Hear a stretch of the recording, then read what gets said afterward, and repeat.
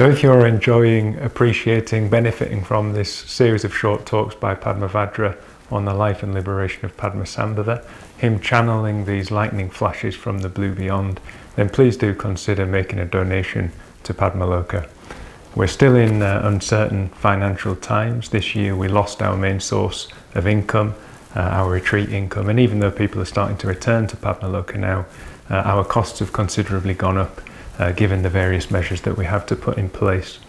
So although we've benefited enormously from people's generosity throughout the year, we really need to keep that stream of generosity flowing. So do please consider giving what you can. You can do that by following the link that's attached to this video or beneath in our YouTube channel, or visiting our website and making a one-off donation or taking out a monthly standing order. Thank you.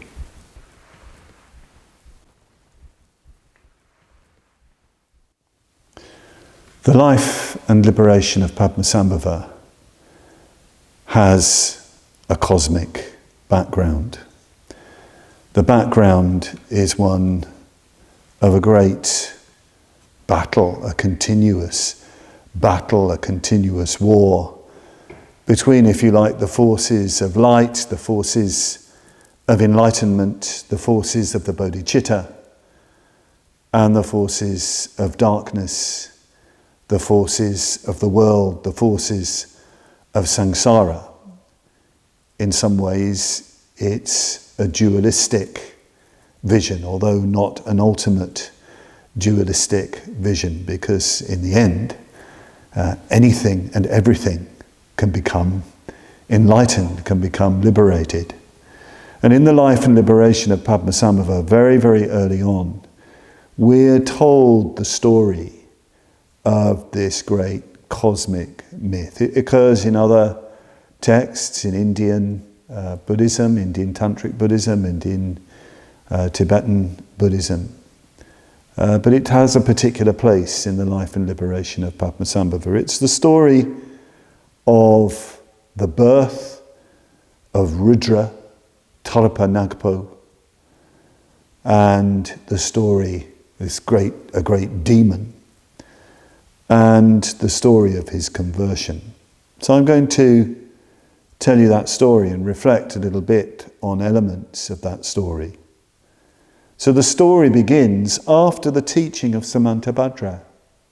Samantabhadra being the primordial Buddha, primordial Buddhahood itself. Samantabhadra, the all-beneficent, the all-good, is that image of enlightenment that wakes up when in the moment of self-liberation, that wakes up immediately to pure awareness, pure non-dual consciousness. This is very, very subtle, this particular teaching that you find in the Nyingma Dzogchen tradition, which I won't go into now. But let's just say that this story takes place after eternity, after that which is outside of time and space. Now at that time, Padmasambhava took birth and became a monk as Tupka, with the name Tupka Jonu, in a land called Dujongshan. He was a great teacher, a great master. People would flock to him. And one day 2 men came to him, a wealthy householder named Kalkuntri and his servant Pramadeva. They asked for a teaching. They asked to be ordained, and they were ordained. They were received into the Sangha.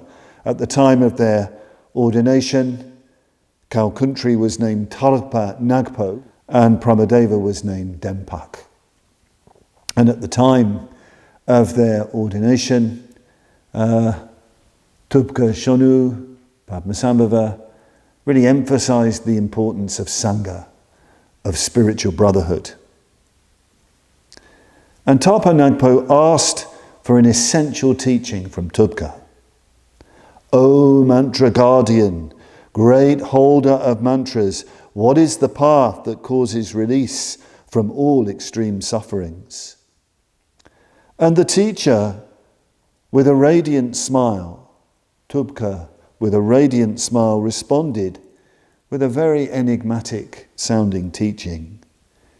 In what is as it is, there's no contrivance.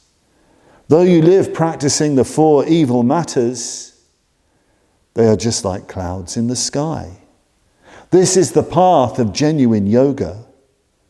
If you don't realize this, then throughout the 3 realms, no further stage among views will be found.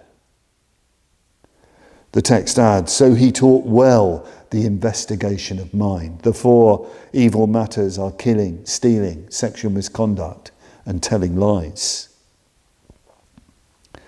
Taripa, Nagpo and Dempak were delighted, and they rejoiced that they'd been ordained. They rejoiced that they'd received such a teaching, and off they went to practice. But they interpreted the teaching very differently. Taripa Nagpo interpreted the teaching literally. The text says, not realizing the definitive meaning, his kleshas, his defilements, became inflamed, engrossed in the 4 evil matters, killing, stealing, sexual misconduct and lying. He maintained a religious deportment in body while his mind became foul. Dempak realized the definitive meaning. Dempak, his servant. His intelligence grew while he practiced correctly.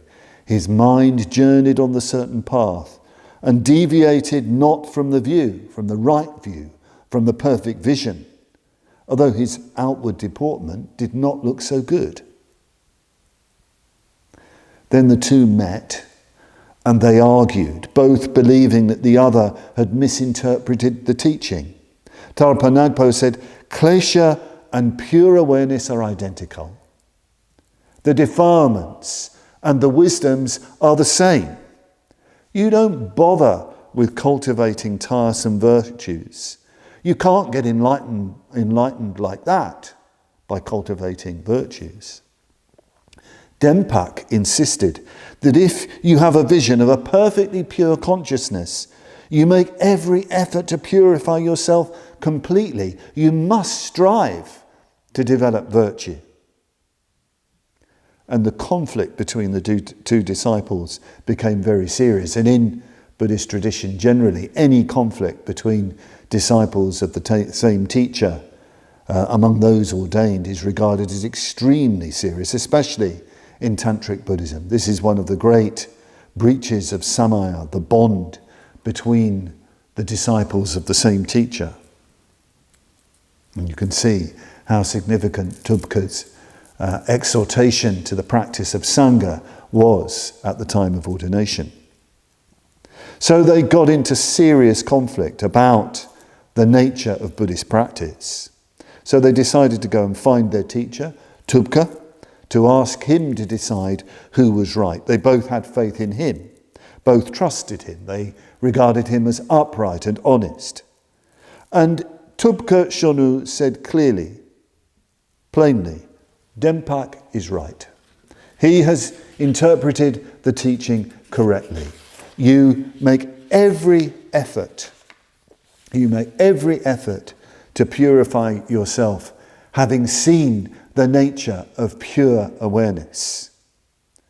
And at this, Taripa Nagpo flew into a terrible rage. He had a massive reaction. His intense pride took over. He just thought, well, the master's an ordinary person just like me. And then the text describes the life he plunged into.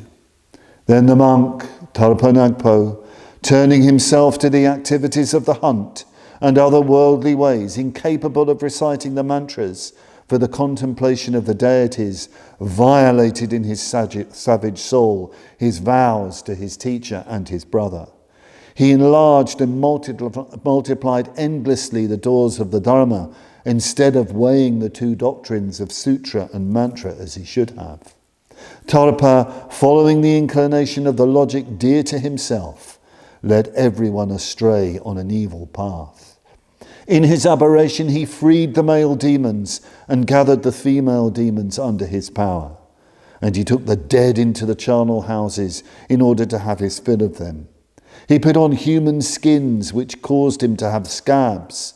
Instead of cattle, he raised bloodhounds and other beasts with rapacious instincts. Assembling the courtesans, he consecrated them and took sport in luxuries. The nature of the four substances was digressed. Among the 10 iniquities, he presided over evil hangings, and the lords and the armies resembled brigands. So this is what can happen, the message seems to be, when you understand profound teachings. Perhaps Tubka Shanu wasn't perhaps too careful with his teaching, because it's also a bit of a lesson in how careful we need to be in explaining the Dharma so that people don't misunderstand. Certainly, Tapa Nagpo profoundly misunderstood the teachings on pure awareness, pure non-dual consciousness.